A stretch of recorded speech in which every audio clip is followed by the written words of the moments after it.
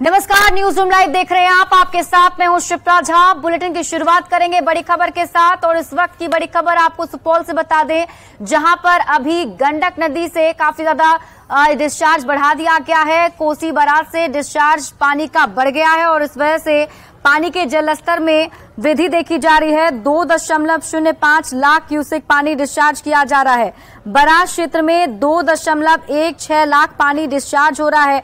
दोनों ही जगह डिस्चार्ज बढ़ गया है, जिस वजह से 24 घंटे से लगातार बारिश होने की वजह से पानी का डिस्चार्ज बढ़ा है।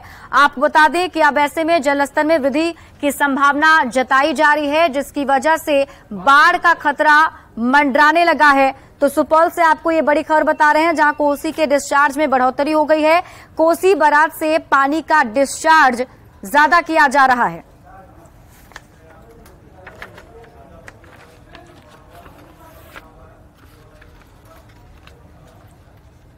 और शिवहर से आपको एक और बड़ी खबर बता दें, शिवहर में भी बागमती नदी उफान पर है, जिससे लोगों में अब बाढ़ का खतरा से लोग जो हैं वो सहमे और डरे हुए हैं, क्योंकि यहां पर बागमती नदी अपने खतरे के निशान से ऊपर बह रही है। जानकारी के मुताबिक शिवहर मोतिहारी स्टेट हाईवे पर भी पानी जम गया है और हाईवे 54 पर पानी का तेज बहाव हो रहा है। सड़क पर भी आवागमन बंद हो चुका है। नरकटिया गांव की तरफ पानी का बहाव है। शिवहर के बेलवा में बागमती नदी खतरे के निशान को पार कर चुकी है। शिवहर प्रशासन ने भी नाव के परिचालन पर फिलहाल रोक लगा दी है। वहीं शिवहर मोतिहारी सड़क पर बेलवा के पास आना जाना पूरी तरीके से ठप है। बागमती नदी का पानी शिवहर के नरकटिया गांव में प्रवेश कर रहा है, जिससे लोगों में दहशत का माहौल बना हुआ है। इस पर और अधिक जानकारी दे रहे हैं न्यूज 18 संवाददाता राकेश कुमार। बाढ़ का स्थिति तो देख रहे हैं कि आना जाना बंद हो गया इधर का, अब पानी बढ़ रहा है। बाढ़ आ गया है जी, बाढ़ पूरा आ गया है। आवागमन भी पूरा बाधित है। रोड पर जो है कि घुटना तक पानी बह रही है। वो पानी नरकटिया गांव में जा रहा है। लोगों का जीना मुहाल। और अब बात करेंगे, बिहार में शराबबंदी होने के बावजूद भी शराब तस्करों का तस्करी का काम जारी है और पुलिस की टीम भी लगातार शराब तस्करों को पकड़ने में कामयाबी हासिल कर रही है। इसी कड़ी में जो शराब बरामद किए गए हैं, आज उस पर जेसीबी चलाई गई।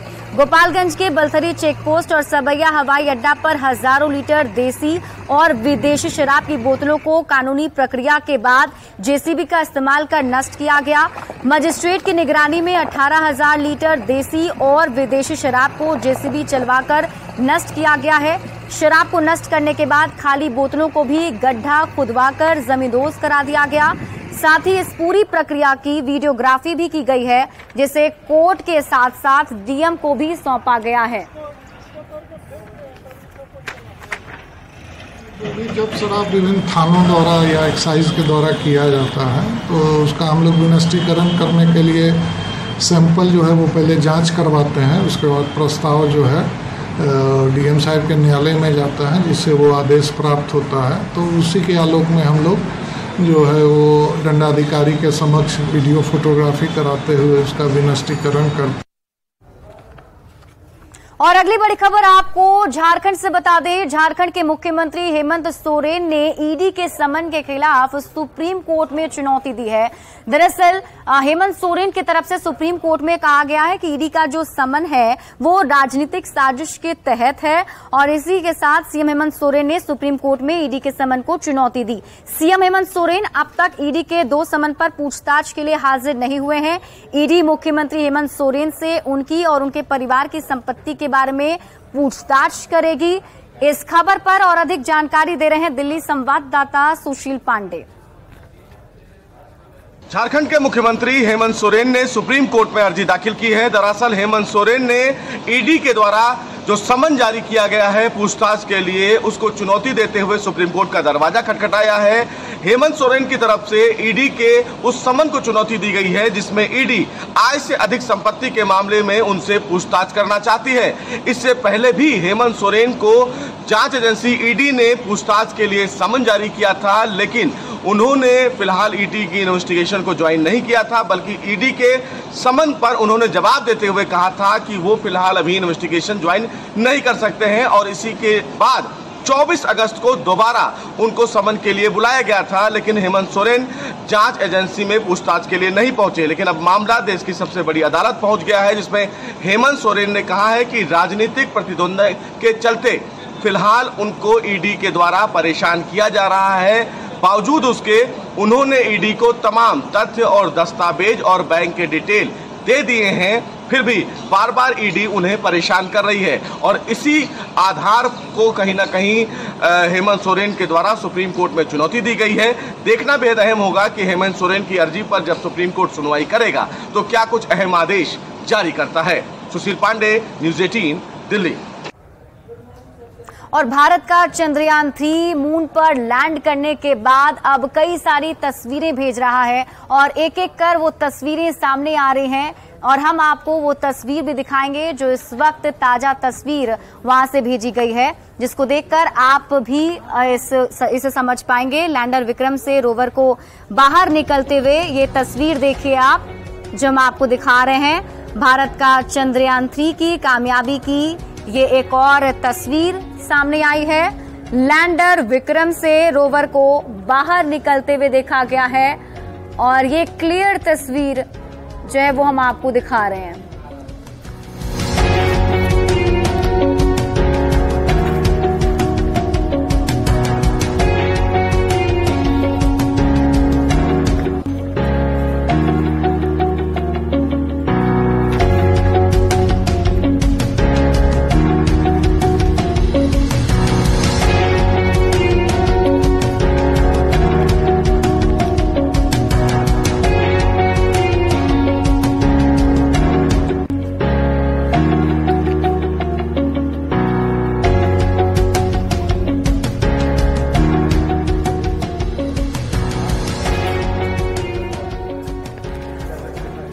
तो चंद्रयान 3 की सफल लैंडिंग के बाद लगातार वहां से तस्वीरें सामने आ रही हैं और एक एक कर हम आपको वो तस्वीर भी दिखा रहे हैं। ये भारत का चंद्रयान 3 की कामयाबी की एक और तस्वीर सामने आई है।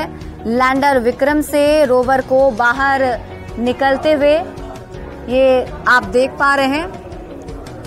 और आपको बता दें कि दक्षिणी ध्रुव पर भारत के चंद्रयान 3 की लैंडिंग के बाद अब कई सारी और भी जानकारी सामने आएगी और एक एक करके जो टारगेट सेट किए गए थे चंद्रयान 3 को लेकर, वैज्ञानिकों ने जिन टारगेट को सेट किया था उसे पूरा करता हुआ चंद्रयान 3 नजर आ रहा है, एक एक कदम सफलता की ओर बढ़ता हुआ। और उसी के कामयाबी की एक और तस्वीर आपके टीवी स्क्रीन पर आपको दिखा रहे हैं।